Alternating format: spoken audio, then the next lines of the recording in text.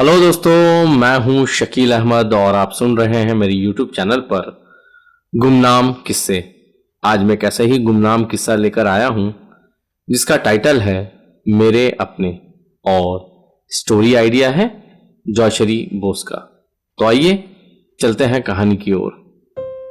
मुखर्जी बाबू आशियाना complex में 2 साल पहले ही आए थे, लेकिन आज उन्हें कमोबेश सभी लोग जानते हैं। मुखर्जी बाबू के क्या कहने, उनका अंदाज अपने उम्र के बूढ़ों से बिल्कुल अलग था।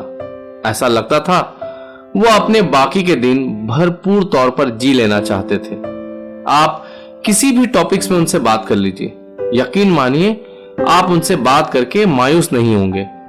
70 साल के मुखर्जी बाबू की तबीयत ऐसी थी कि वो किसी से भी बिला झिझक बात कर लेते थे। आज हमेशा की तरह मुखर्जी बाबू अपने बडी के साथ सवेरे सवेरे कॉम्प्लेक्स के अंदर मॉर्निंग वॉक कर रहे थे कि अचानक उनकी नजर उनकी ही उम्र वाले शख्स पर पड़ी जो गुमसुम टेबल पर बैठा हुआ था। बस फिर क्या था, मुखर्जी बाबू से कहाँ रहा जाता। वो फौरन उस आदमी के पास गए और कहा, "की हलो भाई, कोनो समस्या है नाकि?" उस आदमी ने मुखर्जी बाबू की तरफ इशारा करते हुए कहा, "नहीं, मैं ठीक हूं। ए कि रे भाई, सवेरे सवेरे एकदम पाथर का माफिक बैठा है और आंख में आंसू भरा है और बोलছো कि आमी ठीक आছি?" ये कहते हुए मुखर्जी बाबू उस आदमी के बगल में बैठ गए। मुखर्जी बाबू से हर कोई को सीखना चाहिए कि लोगों के साथ वो कितनी जल्दी रिश्ता बना लेते हैं। फिर क्या था, मुखर्जी बाबू इधर उधर की बातें करने लगे। वो आदमी सिर्फ हाँ या ना में जवाब देकर अपनी बात खत्म कर देता, लेकिन जाते जाते उसने अपना नाम राकेश गुप्ता बताया था। लेकिन ज्यादातर लोग उन्हें गुप्ता जी के नाम से बुलाते थे। फिर क्या था, मुखर्जी बाबू और गुप्ता जी की मुलाकात अक्सर व बेशतर कॉम्प्लेक्स में हो जाती थी और यहां तक कि कुछ ही दिनों में दोनों अच्छे दोस्त बन गए। अब हर दिन दोनों सुबह को मिलते और अपने दिल का हाल एक दूसरे से बांटते। गुप्ता जी के मन में मुखर्जी बाबू के लिए बहुत दिनों से एक सवाल पल रहा था जो आज उन्होंने पूछ ही लिया। "मुखर्जी बाबू, एक बात पूछूं? आप बुरा तो नहीं मानेंगे?" "बुरा मानने वाला बात पूछेगा तो जरूर बुरा मानेगा," मुखर्जी बाबू ने बहुत संजीदा लहजे में कहा। गुप्ता जी ने उनके रवैयों को देखते हुए वो सवाल पूछने का इरादा तर्क कर दिया, लेकिन अरे तुम भी ना एकदम सीरियस हो गए छो। कुछ पल में मुखर्जी बाबू हंसने लगे और कहा, "अरे जो पूछना है पूछो, हमारा खजाना का पता थोड़ी ना पूछेगा।" और दोनों हंसने लगे। "मुखर्जी बाबू, आप अकेले रहते हैं, आपकी पत्नी भी नहीं है और भगवान ने आपको बच्चे की खुशी से भी महरूम रखा है। घर आपको काटने को नहीं दौड़ता? आइए, आमी कोথায় একা, यही बड़ी है ना हमारा साथ, यही हमारा बहुत ख्याल रखता है।" और मुखर्जी बाबू अपने कुत्ते के सर को सहलाने लगे।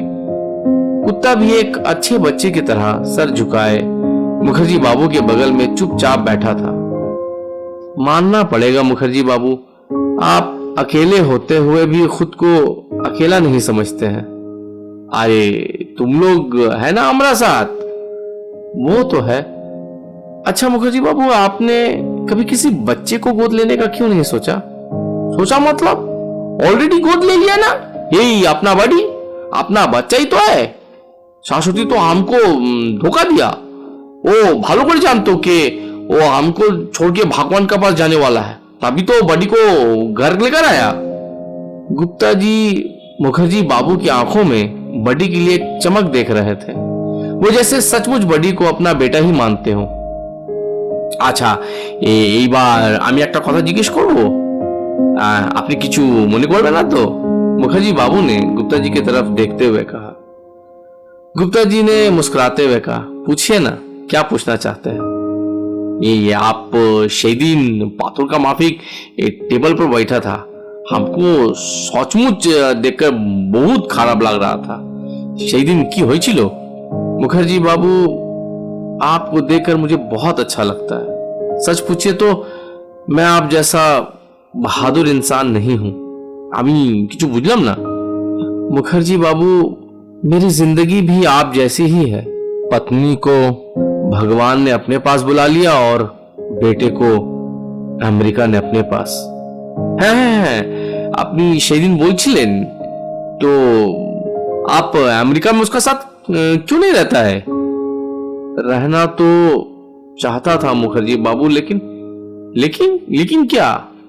वो ज्यादातर ट्रैवलिंग करता रहता है और सुना है उसने वहां किसी गोरी मैम से शादी करके अपना घर भी बसा लिया है। बहू भी ऑफिस में काम करती है। ऐसे में वहां जाकर मैं उन पर बोझ नहीं बनना चाहता। बस वक्त वक्त से अविनाश से बात हो जाए, मेरे लिए वही काफी है। आइए गुप्ता जी, একটা আইডিয়া দেবো? आप भी एक बड़ी को घर लेकर आओ। তুমি দেখবে যে তুমি अविनाश के एकदम भूले गए हो। मतलब अविनाश को थोड़ी देर के लिए तुम भूल जाएगा।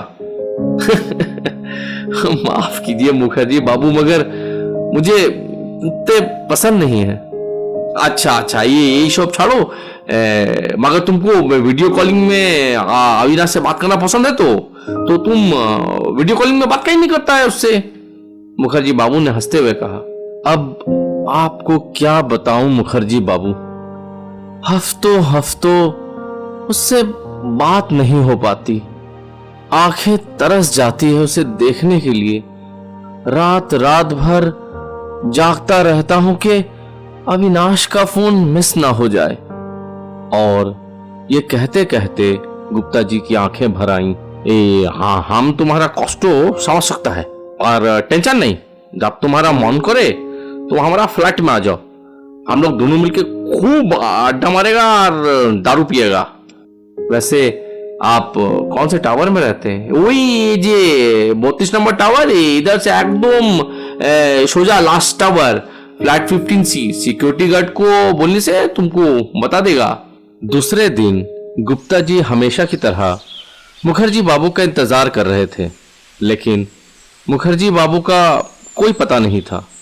गुप्ता जी ने अपनी घड़ी में वक्त देखा तो 9 बज चुके थे। गुप्ता जी को थोड़ी तशवीश होने लगी। सोचा चल के देखे कि मुखर्जी बाबू आज वॉक पे क्यों नहीं आए। जब 32 नंबर टावर पे पहुंचे तो नीचे काफी भीड़ लगी हुई थी। गुप्ता जी पहले तो भीड़ की वजह समझ नहीं पाए, लेकिन फिर पूछने पर उनके होश उड़ गए। मुखर्जी बाबू का कल रात दिल के दौरे की वजह से देहांत हो चुका था। लोग आपस में मुखर्जी बाबू के बारे में बातें कर रहे थे। गुप्ता जी को ऐसा लग रहा था जैसे कि उनकी जिंदगी का आखिरी सहारा भी चला गया हो।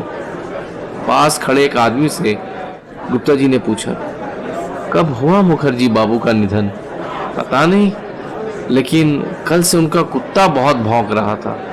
मुखर्जी बाबू तो पिछले 2 सालों से हमारे बीच रह रहे थे, लेकिन आज तक उनके कुत्ते के भौंकने की ऐसी आवाज नहीं सुनी थी। ऐसा लग रहा था जैसे वो भी मुखर्जी बाबू को इस दुनिया से जाते हुए देखकर रो रहा हो। गुप्ता जी ने बॉडी की तरफ प्यार भरी निगाहों से देखा। कुत्ता मुखर्जी बाबू के बॉडी के पास बैठा रो रहा था। गुप्ता जी को अचानक मुखर्जी बाबू की कही हुई बातें याद आ गईं कि बॉडी मेरा कुत्ता नहीं बल्कि मेरा बेटा है। उनके दिल में एक और ख्याल उभर कर आ रहा था कि पता नहीं उनके इस दुनिया से जाने के वक्त अविनाश को इतनी तकलीफ होगी भी कि नहीं। बड़ी ने तो अपना बेटा होने का हक अदा किया था। गुप्ता जी बड़ी के पास बैठकर कहते हैं, आज से अविनाश नहीं, तू मेरा अपना है। चल बेटा चल, मेरे साथ मेरे घर चल। तो दोस्तों, ये थी एक छोटी सी कहानी। उम्मीद करता हूं ये कहानी आपको पसंद आई होगी। अगर आपको ये कहानी पसंद आई है तो मेरे चैनल को लाइक करें, सब्सक्राइब करें, कमेंट करें और शेयर करें। और कहानी सुनने के लिए बहुत बहुत शुक्रिया।